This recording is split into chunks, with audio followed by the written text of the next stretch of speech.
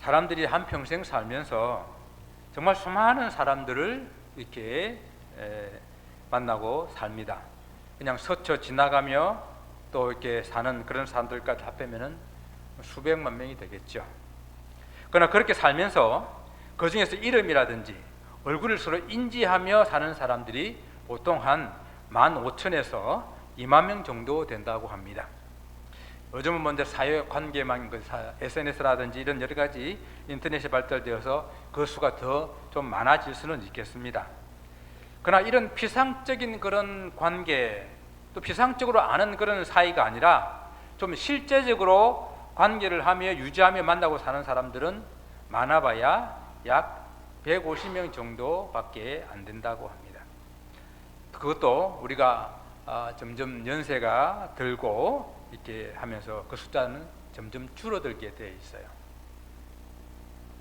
그 150명 중에서도 정말 나와 좋은 그런 관계들을 좀 가지고 있는 사람들은 한 50명 정도, 그리고 좀 친하게 지난 친구 정도를 하게 되면 한 15명 정도, 그 중에서도 아주 베프라고 하는 친한 친구들은 한 5명 정도, 이 정도 되는 것이 일반적이라고 이렇게 통계를 내고 있습니다. 결국 우리 신앙생활도 관계라고 할 수가 있어요. 여러분들은 위로 하나님과의 관계는 어떠신가요? 그리고 옆으로 우리 성도들과 사람들과의 관계는 또한 어떠십니까? 많은 사람들을 만나고 살지만은 그 중에는 어떤 사람들은 그 관계가 지속되지 못하고 있고, 또 어떤 사람들은 좀 오랫동안 그 관계가 지속됩니다. 계속 사귐을 유지하는 사람들은 여러분 어떤 분들일까요? 또 여러분들은 사람들을 또 사귈 때에 어떤 기준으로 사귀고 그 관계를 유지하고 있습니까? 저는 개인적으로 신뢰를 중요하게 생각합니다. 믿을 만한 사람이어야 그 관계가 오랫동안 유지될 수 있다고 하는 것입니다. 그리고 신뢰라고 하는 것은 상호적인 것이에요. 서로에게 신뢰감을 줄 수 있어야 합니다. 사람들 관계에서도 이렇게 신뢰가 중요하듯이 우리 신앙생활에서도 하나님과의 신뢰, 성도들과의 신뢰, 이 신뢰가 너무도 중요하다라고 하는 것입니다. 여러분, 사람들과의 관계들 속에서 또 하나님과의 관계들 속에서 신뢰가 깨어지는 가장 큰 이유 중에 하나가 거짓이에요. 거짓말. 여러분 어떻습니까? 거짓말을 하는 그런 사람들과 오래 사귀고 싶은가요? 이 거짓말도 습관이거든요. 왜 우리 그러잖아요. 한 가지 거짓말을 하고 난 다음에 그 거짓말을 덮기 위해서 10가지 거짓말을 해야 된다고요. 어떤 사람들은 정말 입만 열면 거짓말을 하는 사람들이 있어요. 너무도 자연스럽게 하고, 그런데 나중에 그 거짓말이 들켰는데도 전혀 부끄러워하지를 않아요. 요즘에는 가짜뉴스도 많잖아요. 가짜뉴스를 만드는 사람들처럼 만들어 놔놓고 아니면 말지라는 식이에요. 아니면 말지. 그것으로 인해서 상처받고 고통받으며 잠 못 이루고 심지어는 우울증과 그리고 극단적인 선택을 하는 경우도 있는데 사람들은 아니면 말지 이렇게 생각합니다. 이 초대 교회에도 거짓말을 하는 그런 무리들이 있었는데, 그들이 우리가 좀 계속해서 이 요한 1서에서 다루고 있는 영지주의자들이에요. 이들이 주장하는 거짓말은 하나님과 이 성도와의 관계를 가로막고 결국은 파괴시키는 그런 심각한 거짓말들이었는데, 오늘 본문에서는 그것을 3가지로 우리에게 말씀을 하고 있어요. 그것의 첫 번째 거짓말은 하나님과 사귐이 있다고 하면서 여전히 어둠 가운데 행하고 있는 사람들. 여기에 어둠이라고 하는 것은 죄를 상징할 수 있습니다. 또 행한다고 하는 것은 지속적으로 그리고 반복적으로 이 행동을 하고 있다라는 그런 의미예요. 그러니까 난 하나님과 사겨, 하나님과 사귐이 있어라고 말하면서 지속적이고 반복적으로 어둠에서 죄를 짓고 있는 사람, 이게 거짓말이라는 거예요. 그리고 죄를 지어도 하나님과의 사귐에는 아무런 관계가 없어. 거짓말이죠. 그럴 수가 없어요. 하나님과 관계를 멀게 만들고 사귐을 계속 이어가지 못하게 만드는 거예요. 거짓말은. 이사야 선지자도 일찍이 오직 너희 죄악이 너희와 하나님 사이를 갈라놓았다라고 이사야 59장 2절에 이렇게 말하고 있습니다. 이 죄는, 어둠에 생하는 이 죄는 하나님과 우리 사이를 갈라놓는 주범이에요. 이것은 구원받기 전에도 마찬가지였고 구원받고 난 이후에도 마찬가지입니다. 그래서 본문에서 사도 요한은 6절에서 분명히 이렇게 밝히고 있습니다. 만일 우리가 하나님과 사귐이 있다 하고 어둠에 행하면 거짓말을 하고 진리를 행치 아니하는 것이라고 분명히 이야기하고 있어요. 어떤 남녀가 서로 사랑한다고 교제하고 있으면서 몰래 다른 사람을 만나고 사귄다면 그것이 어찌 진정한 사귐이라고 할 수 있겠습니까? 치딩이죠. 그 사귐, 그 교제는 거짓입니다. 하나님과 성도의 사귐, 그것은 이런 연인들과의 사귐보다 훨씬 더 친밀한, 부부의 관계보다 더욱더 친밀한 그런 관계인데, 그런 하나님을 섬긴다고 하면서 또 다른 우상을 섬기고 하나님을 섬긴다고 하면서 죄악 가운데 사람들을 속이고 남의 것을 빼앗고 훔치고 다른 사람들에게 상처 주고 고통 주고 이런 악을 행한다고 한다면 그것이 진정한 하나님과의 사귐이 되겠느냐? 아닙니다. 거짓입니다. 하나님께서는 이런 일을 행했던 이스라엘 백성들을 향하여 이렇게 말합니다. 저들이 입술로는 나를 공경하나 마음은 내게서 멀도다. 입술로만 고백하는 거, 입술로만 하나님과 사귐이 있다라고 말하는 거예요. 예수님 때에는 서기관과 바리새인들이 이러한 외식적이고 가식적인 행동을 했습니다. 그리고 초대교회는 이 영지주자들이 이런 주장을 하고 성도들이 또한 이런 사람들의 많은 유혹이 되었다라고 하는 것이에요. 두 번째 거짓말은 무엇인가? 스스로 죄가 없다라고 말하는 거예요. 첫 번째 거짓말에서는 그들이 어둠 가운데 있으면서도 빛 가운데 행하고 있다라고 주장했다고 한다면은, 이 두 번째는 좀 한 걸음 더 나가서 죄가 없다. 죄가 없다라고 어떻게 이렇게 주장할 수 있었을까요? 그들은 이렇게 말합니다. 사람이 진리에 이르는 그러한 지식, 그것을 영지, 그노시스라 그러죠. 이런 영지를 터득하게 되게 되면은 그의 삶이 죄가 완전히 없는 존재로 변한다고 주장을 하는 거예요. 이것은 죄에 대한 전적인 부정입니다. 아니, 이는 죄가 없으니까 예수 그리스도의 속죄도 필요가 없는 사람들이에요.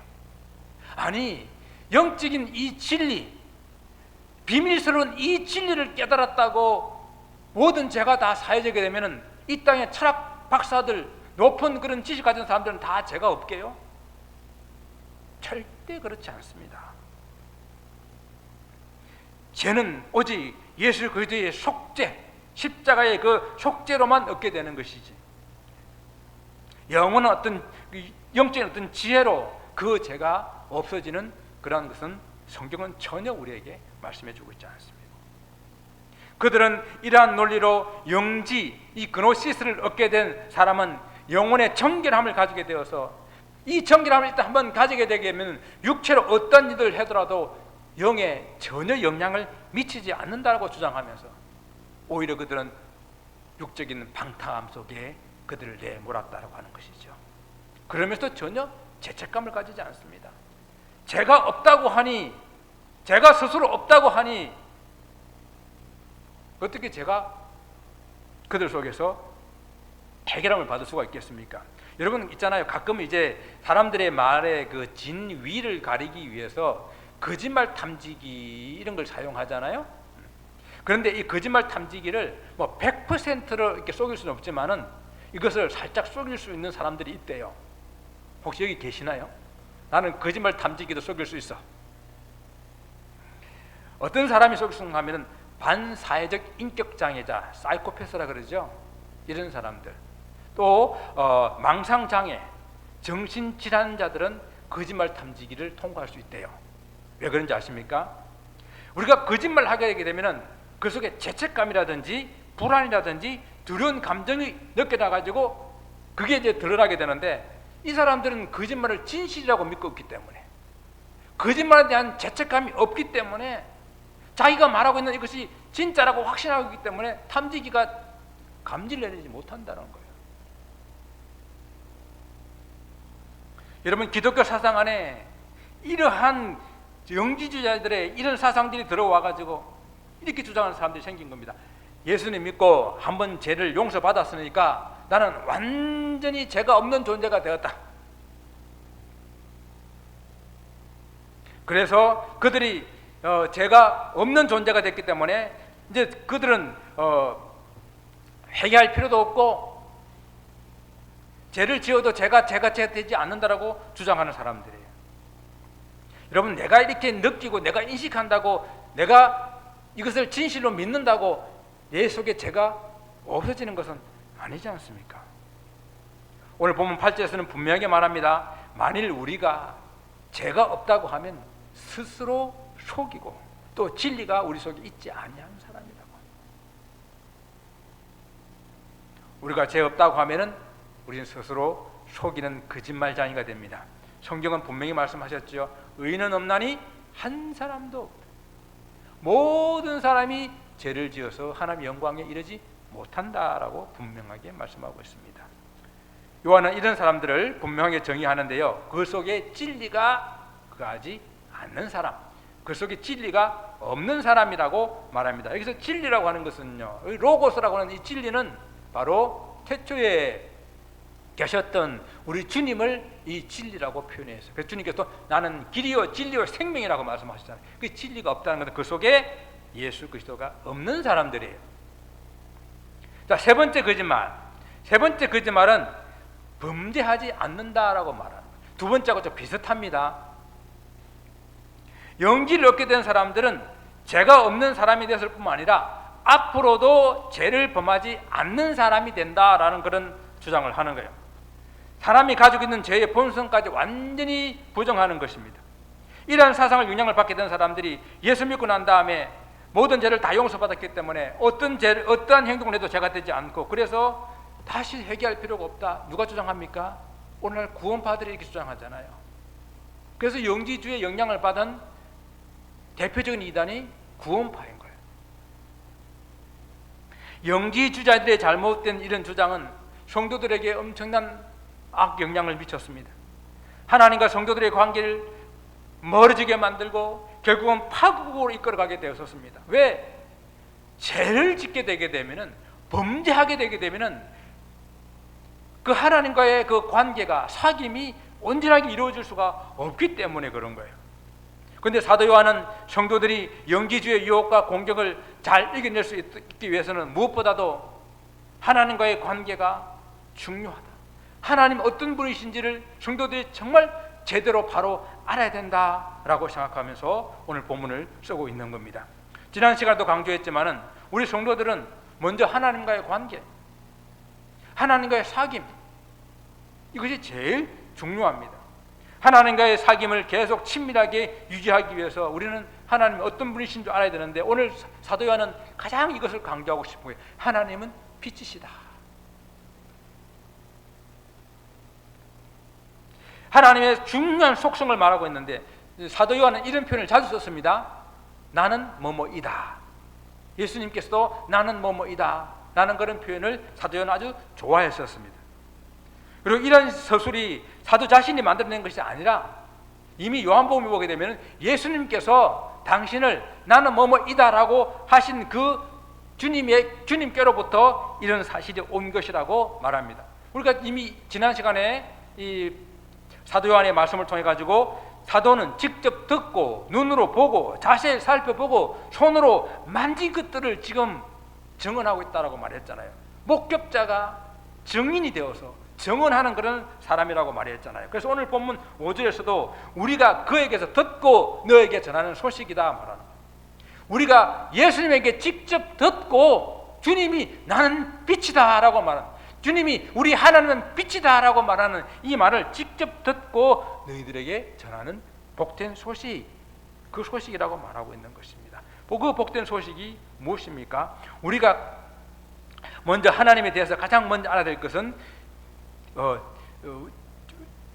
그 알아야 될 그런 진리는 우리 하나님이 빛이다 하는 것인데, 거짓말을 하는 이단들에게 미혹되지 않기 위해서는 우리가 분명한 이 진리, 하나님이 빛이시고 그에게는 어둠이 조금도 없으시다라고 하는 것을 우리는 분명히 깨달아 알아야 된다는 것입니다. 그분은 빛 그 자체이시기 때문에 천지 만물을 창조하실 때도 제일 먼저 빛이 있으라 하고 그 빛을 가지고 모든 만물들을 다 다시 살게 하고 하신 빛 대신 하나님이십니다. 그래서 시편 기자가요, 우리 하나님을 어떻게 어떻게 표현하면 좋을까? 그렇게 고민하다가 시편 27편에서는 주께서 옷을 입음 같이 빛을 입으셨나이다. 우리 하나님이 빛을 옷처럼 입고 계시는 것으로 이렇게 시편에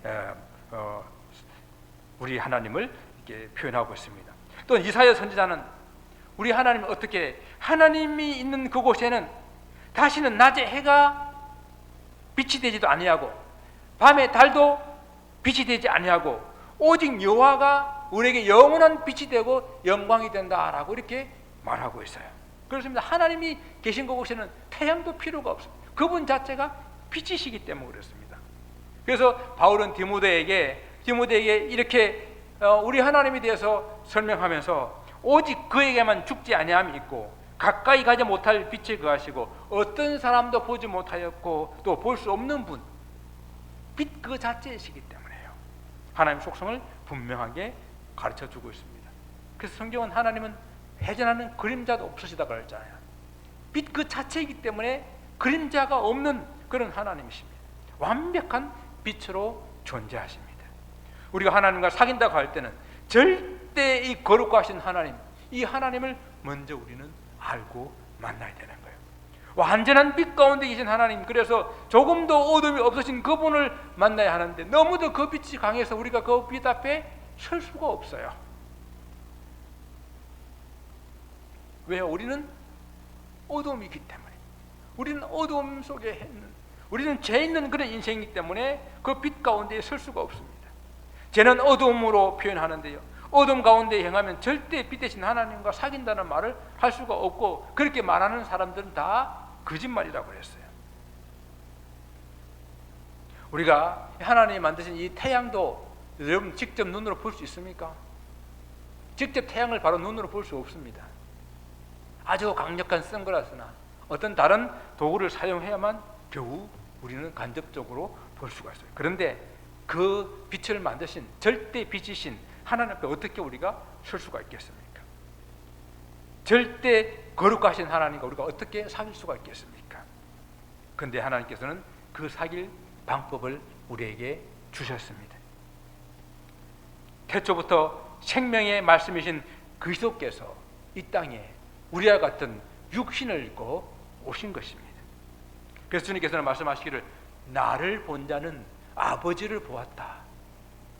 나를 본 자는 아버지를 보았다. 하나님을 보았다라고 말씀하신 거예요. 그래서 우리는 이 예수님을 만나고 그 예수님을 우리의 주님으로 모셔야 되는데, 여러분 제가 수많은 사람들을 우리 인생들이 사람들을 만나고 이렇게 지나치게 되는데, 예수님도 그냥 15,000명 중에 한 사람으로 그냥 내 이름만 알고 그렇게 지나갈 수가 있어요.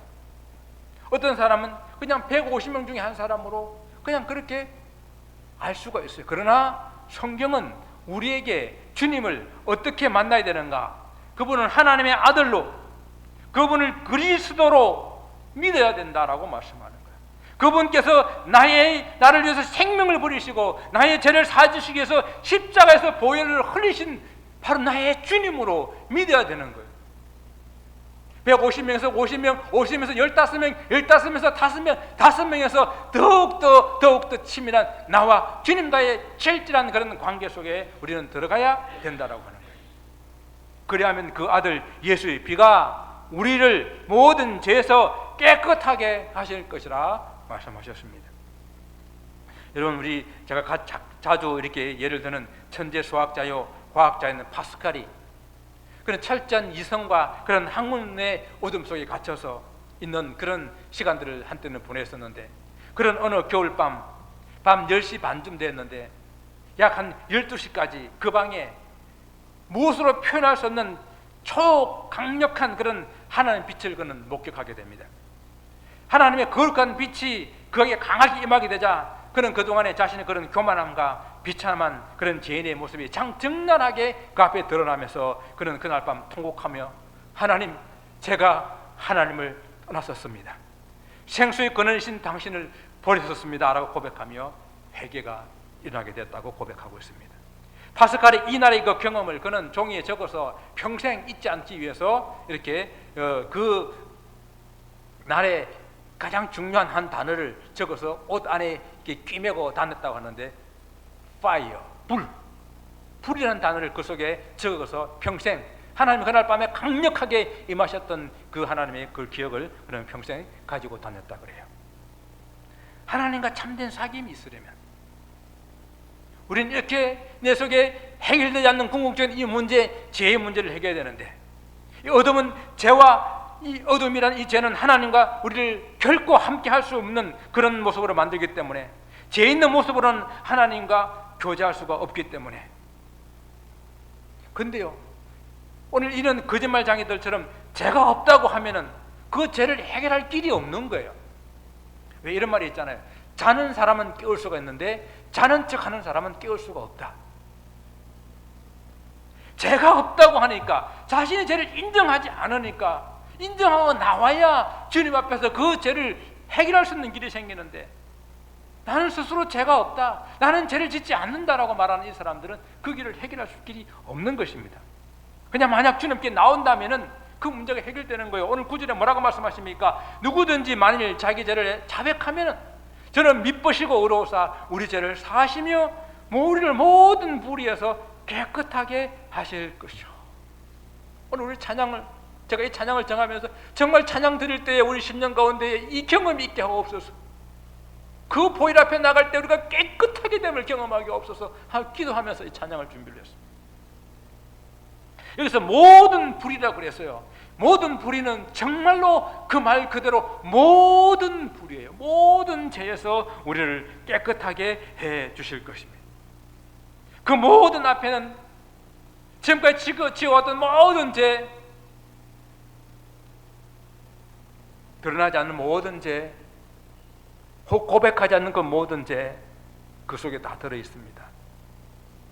그를 만일 죄를 자백하면 그는 미쁘시고, 미쁘다는 이야기가 무슨 말입니까? 믿을만 하신 분이다. 우리 죄를 충분하게 그분 앞에 내려놓고 우리 죄를 사하실 수 있는 믿을만한 분이시다. 의로우사, 그는 죄가 없으신 분이시기 때문에 그는 절대 의 가운데 있는 분이시기 때문에 누구든지 이 죄를 자백하면은 우리를 모든 불의에서 깨끗하게 하실 것입니다. 중요한 것은 먼저 그분 앞에 죄를 자백해야 된다는 것입니다. 죄 없다 하고 죄를 범하지 아니하였다 하면은 죄의 문제를 해결할 수가 없지만은 죄인임을 고백하고 그 죄인으로 말미암아 지었던 죄를 자백하게 되게 되면은 미쁘신 우리 주님, 의로우신 우리 주님께서 우리를 모든 죄에서 사하시고 모든 불의에서 깨끗하게 하실 것입니다. 할렐루야. 바로 여기서 우리의 사귐이, 하나님과의 사귐이 시작되는 거예요. 그리고 우리는 이 사귐, 하나님과의 사귐을 계속해서 유지해 나가기 위해서, 더욱 깊은 관계로 나가기 위해서 어떻게 하면은 이 관계가 더욱더 깊어질까, 더욱더 하나님과 이 관계를 깊게 유지해 나갈 수 있을까, 우리는 고민해야 돼요. 영지주의 이단의 유혹을 받은 사람들은 하는 그런 거짓말에 우리는 절대 미혹되어서는 안 됩니다. 하나님과 사귐이 있다고 하면서 어둠에 거하게 되게 되면 거짓말이고 진리가 그 속에 있지 않는 사람들이라고 그랬어요. 그렇기 때문에 우리는요, 죄를 짓는 것에 대해서 정말로 몸부림치듯이 싫어해야 돼요. 또 우리가 어쩔 수 없이 그런 속에 들어갔을 때는 하나님 내가 부족해서 죄를 지었습니다. 통회하며 자복하며 그 죄를 뜯어내고 끌어내고 회개해야 되는 거예요. 하나님과 사귀려고 하면은, 그렇기 때문에 매일매일 우리는 회개하는 그런 시간들을 가져야 됩니다. 우리가 주님의 그런 은혜로 죄를 용서받고 깨끗하게 되었는데 우리가 죄를 짓지 않는 그렇다고 해가 우리가 영원히 죄를 짓지 않는 인간이 되었다든지 앞으로 무슨 일을 해도 제가 안 된다고 그렇게 하는 그런 거짓말, 그런 유혹에 빠져서는 안 되는 거예요. 우리는 여전히 죄 유혹 가운데 있고 또 죄를 짓기 쉬운 그런 연약한 존재라는 사실을 늘 기억하고, 내 속에 이 죄의 본성이 남아있어서 조금만 그런 환경이 주어지게 되면은 기웃기웃기웃거릴 수밖에 없는 우리 연약함이라는 우리를 자신을 기억하고 하나님 앞에 날마다 겸손한 마음으로 이렇게 서 있어야 되는 거예요. 그래서 우리는 이렇게 말하잖아요. 우리는 용서받은 죄인이지 죄가 없는 의인이 아니라고. 용서받은 죄인입니다. 그래서 우리는 주님께서 말씀하신 것처럼 이미 목욕을 한 사람은 다시 목욕할 필요는 없지만은 매일매일 손과 발을 씻어야 된다. 매일매일 자신을 돌아보고 우리는 회개하는 시간들을 가져야 됩니다. 자신을 돌아보지 못하는 자들은 항상 남의 눈에 있는 그 티를 바라보고 그 티를 좀 빼라고 말합니다. 자기 눈에 있는 들보를 보지 못하는 그런 삶이 될 수밖에 없다라고 하는 거예요. 갈라디아서는요, 심지어는 다른 사람이 무슨 죄를 범하였을지라도 우리가 눈에 볼 때 확실한 그게 죄라는 것이 알게 될지라도 그런 일이 드러나게 되면 그럴 때라도 먼저 자신을 돌아보고 자신도 시험받지 않을까 두려워해야 된다고 우리에게 경고의 말씀을 주고 있습니다. 내가 하나님의 자녀로 성도로 살아간다고 하는 것은 이 하나님과의 사귐, 이 하나님과의 교제를 계속해서 이어나가고, 그렇게 이어나간다는 것은 내가 어둠의 일을 싫어하고 그 어둠의 일을 멀리하고 빛 가운데 향하는 그런 삶을 말씀하는 거예요. 매일 하루 일과를 마치고 여러분 어떻게 잠자리에 드십니까? 매일 하루의 일을 마치시고 잠자리에 드실 때에 하루를 돌아보시고 혹 하나님과 사귐 있는 성도라고 말하면서 어두움 가운데 행하지는 않았는지, 거짓된 일들은 없었는지, 거짓된 행동은 없었는지, 다른 사람들을 아프게 하고 힘들게 하고 상처 주는 일들은 없었는지, 그렇게 돌아보는 시간들을 가지고 주무시면 좋겠어요. 그냥 TV 보시다가, 그럼 전화기에 유튜브 보시다가 주무시지 마시고 잠자리 들 때만큼 하루를 조용히 돌아보시고 묵상하시고 그렇게 주무시는 그런 시간도 되었으면 좋겠습니다. 우리가 하나님과 친밀한 이런 사귐을 가지려면 보다 적극적으로 빛 가운데서 우리는 행해야 됩니다. 죄를 짓지 않고 사는 것만으로도 참 잘한 것이겠지만은 거기서 그냥 만족하지 마시고 보다 적극적으로 빛 가운데서 주의 선하심을 나타내고 주의 선한 행동들을 나타내는 그런 행함이 있어야 됩니다. 물론 이 행함으로 우리가 구원을 얻는 것은 아닙니다. 우리 개신교의 교리가 마치 이신층이 믿음으로 의롭게 된다고 한다는 이 중요한 그런 진리된 교리가 우리가 선을 행하지 않아도 된다는 면죄부가 되어서는 절대 안 돼요. 매일매일 신실하고 거룩한 삶을 살아내야 됩니다. 우리가 받은 이 구원의 은혜에 감사하고 우리를 죄를 용서해 준 그 주님 은혜에 감사하는 것이 무엇일까 우리 생각하면서 우리도 이웃에게 손을 펴고 이웃에게 은혜를 베푸는 그런 삶을 살아야 됩니다. 사랑하는 성도 여러분, 하나님과 사귐이 있다라는 것이 이제는 무슨 의미인지를 우리가 알았다고 한다면 하나님과 이런 관계가 어떤 것인지를 내 삶에는 하나님과의 관계가 지금 현재 어떤 상태에 있는지 한번 깊이 점검해 보시고 혹 여전히 어둠 가운데 있다고 한다면 이것은 하나님과의 사귐이 아니다. 겨우 하나님과의 관계만 유지하고 있다면 이대로는 안 된다. 좀 더 깊은 관계로 좀 더 친밀한 관계로 들어가야 된다. 하나님은 빛이신데 그래서 우리도 빛 가운데 가고 그리고 빛 가운데 향하는 삶을 살기로 결단할 수 있는 오늘 이 시간 되기를 바랍니다. 그 태양의 빛을 받아 밤에 달과 별들이 이 세상을 비치는 어두운 밤을 밝히는 그런 빛이 되듯이 우리 성도들도 우리 예수 그리스도로부터 하나님부터 밝은 그 빛을 받아서 그 빛을 세상에 비추는 그런 복된 삶이 되시기를 우리 주님의 이름으로 축원을 드립니다. 기도하겠습니다.